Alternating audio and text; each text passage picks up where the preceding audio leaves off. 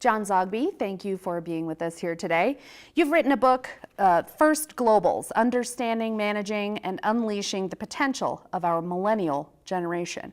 So I want to ask you, what is the matter with these kids today? The same thing that's been the matter with kids forever and ever. They're 20-somethings. I was a 20-something. I was very annoying. I can't believe that you were, but you probably know some close friends. Very annoying. They're annoying, you know. They're not like us older people, and they have ideas. But by the same token, I've taken a lot of those negative impressions and myths and turned them around, you know. And so essentially, this is a very serious group. This is a very large group. This is a group that's already changing the way we do things. This is a revolution, in fact, and the real message for the rest of us is not to step aside, but enable a lot of the positives they bring to the table. You talk about how they grew up playing soccer, and you grew up playing Babe Ruth baseball, and that this is why they are global. Why does it matter whether they play soccer or baseball? That's only one piece of it, you know, but the fact of the matter is that we still call the Major League World Series the World Series, and it wasn't. It was American, it was the American pastime. So is Pop Warner, and so is football. Even the NBA, American sport. But the fact of the matter is that by playing soccer, these kids were introduced to what the rest of the world is doing.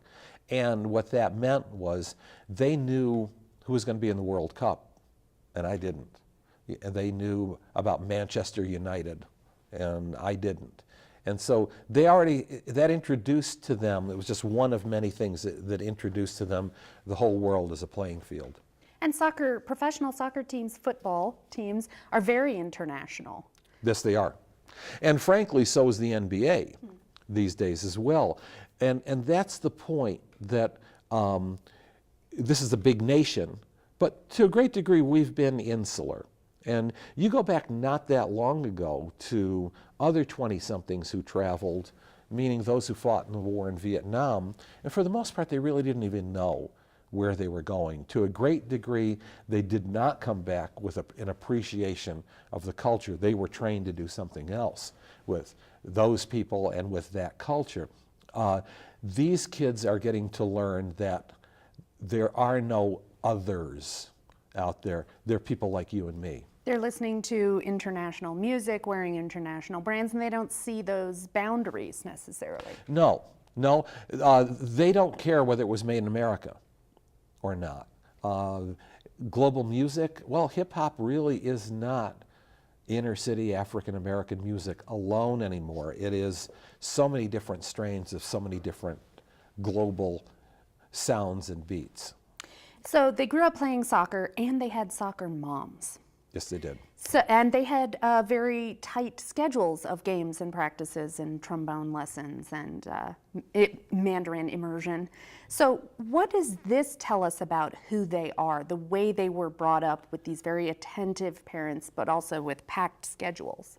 Well, on one hand, as the children of us baby boomers, what they inherited from us was an appreciation for the community at large. So they're very committed, want to change the world, you know, just as we did. In fact, it's even more of a passion with them at this age. In addition to that, by being very structured, they had an opportunity not only to learn a whole lot more, but also to accomplish an awful lot.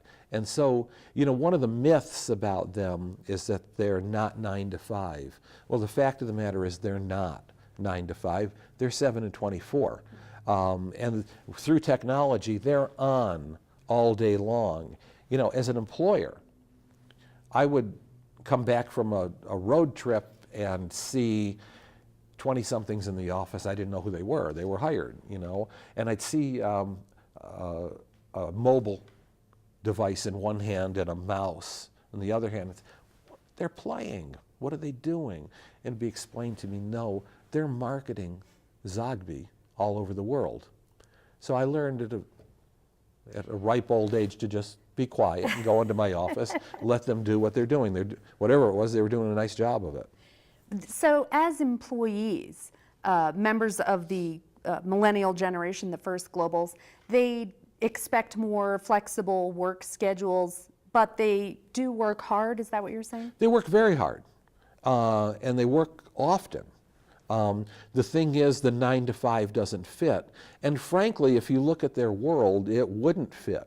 If they're networked into Asia, networked into Latin America, and networked into different time zones, as well as accustomed to, as teenagers, going to sleep whenever they're tired, as opposed to the prescription. They're also not 11 p.m. to 7 a.m. in terms of sleep. They have to be on when they need to be on. And so just to go back for a second and talk about the age of these folks. You're a baby boomer. I'm Generation X. So the generation we're talking about, how old are they right now? Roughly 1979 to 1994. And it stops right now at 1994 because I don't categorize people until they're 18. And so we're well into 1995 already. So now we're talking 72, 73 million of them, second only to baby boomers. But barring any catastrophe that would change their worldview, we're probably going into 1996, 1997, which makes them even a larger group. You say that they were primarily impacted by two major events, 9/11 and then the recession. How has this shaped their worldview? They were already global. And when 9/11 hit, instead of turning inward the way the greatest generation did as a result of Pearl Harbor, they turned outward. So instead of saying, I need to fight for America and American values, they in turn said, I know these people. They look like me. We play soccer. We listen to the same music. So-and-so's in my network. Who are these people? How can that happen? So the expected didn't happen, in other words. You know, they put on uniforms and fight. The Great Recession, the flip side of that is that if you're 30 or 31 years of age, that's on the upper end of this group, then you've lived your entire adult life in a tough economy. And so in that sense, it's tempered their expectations a bit. Several years before the recession, the college grads would wonder, how do I become COO in 3 years? And besides, I have 5 different offers. Now they come in and say, well, you know something, I'll do anything I can. I need to get started. There's a recognition that their lives have changed perhaps forever. And I would point out one other thing, that they're not in a jobs economy and don't expect to be in a jobs economy. They're in a gig economy. So what does that mean, a gig? Temporary contracts, projects. So you need to be multifaceted, multi-skilled. You have to be nimble if you're a 20-something. And so, and entrepreneurial. Because you need to be able to, on one hand, perform, but on the other hand, be looking for the next possibility, the next opportunity. That notion of long-term career and job security just is not a part of their world. Your description of them is that they are altruistic. They want to help, they want to serve the community, they want to improve the world, but they're also impatient. They want to do it tomorrow. They don't want to wait for a promotion. They don't want to wait for bureaucracy. They don't want to follow the chain of command. You know, why is that? All of the above. Well, for starters, they live in a world of immediacy. So in other words, decisions need to be made quickly. That's the power of the thumbs. Secondly, they live in a horizontal world, not a vertical world. And so their immediacy and their facility with technology means that they've got the capacity now to throw it out to their network and find solutions and build consensus. They're altruistic because, you know, they may not know where Darfur is on the map, but the difference between them and us is that they know that there is a Darfur on the map, and that's part of their community. and they want to be a part of it. They feel that they have something to offer.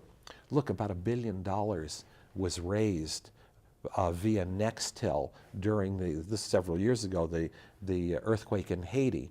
And it was all done digitally. And I know it was them, because it wasn't me, because somebody tried to show me 4 times how to do it, and it never worked. So my $10 never, I had to write a check. So I know it was them. I wear Warby Parker eyeglasses when I'm not in the studio. Why is Warby Parker a perfect example of this generation? I'm not familiar with Warby Parker, so You mention it. It's an eyeglass company, and you know it was deep in the I book. have a co-author, remember. Yes, Okay. that's true. It must have been her. Yeah. It's a company that donates, I think, as many pairs as they sell. That's right, of course. Yeah. Okay, I'm familiar with the story. I used to do work for companies, and on the side they'd say, we want you to check into this little corporate social responsibility program that we have.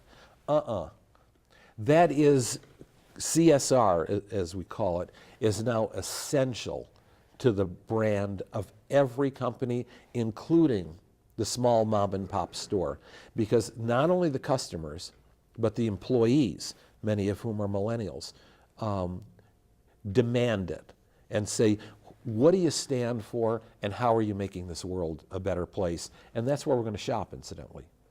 Part of the negative elements of the time that they've grown up in is a deterioration of some of the traditional institutions and figures. Politics have been intransigent. Nothing gets done. We've had church scandals, Boy Scout scandals, coaches like Joe Paterno. The traditions and institutions and figures who raised your generation and largely mine don't apply to them. How do we deal with the generation of people who don't appreciate or trust authority or politicians? We are in the process, this is creative destruction, basically. We're watching an old world crumble. It just is. You mentioned bad people, and there have been many bad people, but there are good people who are trying to work things through within moribund institutions that are no longer problem solvers. And look, so many institutions exist to sustain themselves, and then whatever is left over to solve problems and to help people. That doesn't mean that they're bad people, it just means that they're outmoded. The only resolution here is to embrace these people, because they're going to bring in the new paradigms for how institutions work. Politics, they will drive in direct democracy. Now, will we still have Congress? Of course, but we'll have a Congress that has to pay attention to petitions with 1 million signatures on them. They'll have to pay attention to 1 million texts that come in. These young people have the capacity to organize, quickly. They care very, very deeply, so there'll be follow-up, and we have to step aside and let them help determine and shape what these future problem-solving institutions are going to look like. They want to save the world. Are they going to do it? Yes. Yeah, in short, it may not be perfect, and it may be very, very hard for us. But it's already very, very hard for us. Everybody, I think, recognizes that things have to change. But the one thing that I guess I've learned from all of this is that you can't say to young people anymore, this is the way it's always been done. This is the way it has to be done. Because in many ways, the way it's always been done is really essential to the problem. Thank you. Thank you so much for being with us Thank today. you, Gwyneth. A pleasure.